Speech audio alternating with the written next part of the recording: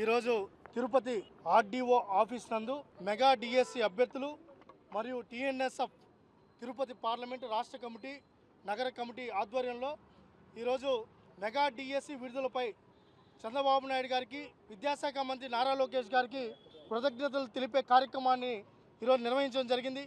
6 ఏళ్ల కళ గత 5 సంవత్సరాలు ఇదే ఆర్డీఓ ఆఫీస్ నందు నేనే మా విద్యార్థి సంఘాలు అన్ని సంఘాలు విద్యార్థులు ఆర్తనాదాలు పెట్టాం, నిరసనలు వ్యక్తం చేశాం, ధర్నాలు చేశాం, ఇదే రోడ్డు మీద పొల్లు దండాలు పెట్టాం, ఇదే వైఎస్ రాజశేఖర రెడ్డికి దండం పెట్టుకున్నా నీ కొడుకు బుద్ధి మార్చు మార్చు మార్చు అని చెప్పి ఇదే రాజశేఖర రెడ్డి గారి విగ్రహం కాడ దండాలు పెట్టి పెట్టి 5 ఏళ్ళు అలిసిపోయాం.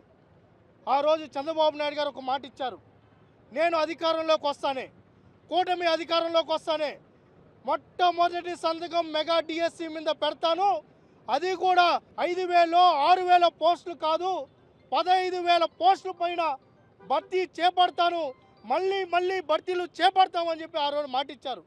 ఇచ్చిన మాట ప్రకారం గౌరవ ముఖ్యమంత్రి నారా చంద్రబాబు నాయుడు గారు బాధ్యతలు తీసుకున్న రోజే మెగా డిఎస్సిపై సంతకం పెట్టారు. కొన్ని లక్షల మంది విద్యార్థుల జీవితాల్లో ఆశలు చిగురించే విధంగా ఆ సంతకం మారింది. ఆ రోజు అభ్యర్థులందరూ ఆనందం వ్యక్తం చేశారు. దానిపైన అనేక కసరత్తులు జరిపి ఒక సమర్థవంతమైన డిఎస్సి ప్రకటించాలని విద్యాశాఖ మంత్రి నారా లోకేష్ గారు ఒక పక్క రిజర్వేషన్ని ఒక పద్ధతి ప్రకారం నడిపించాలి, దాంతోపాటు అన్ని కేటగిరీలకు న్యాయం జరగాలి, అన్ని జిల్లాల్లో ఉన్న అభ్యర్థులకు న్యాయం జరిగే విధంగా ఈ డిఎస్సిని ఒక రూపకల్పన చేసి నిన్న ప్రకటించడం జరిగింది.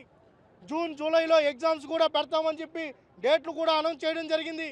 ఈ అకాడమిక్ ఇయర్ నాటికే వీళ్ళు టీచర్లుగా ఆ పాఠశాలలోకి వెళ్తారని ఇచ్చిన మాట ప్రకారం గౌరవ చంద్రబాబు నాయుడు గారు గౌరవ లోకేష్ గారు ఇంత సమర్థవంతంగా డిఎస్సిని ప్రకటించడం చాలా ఆనందదాయకం.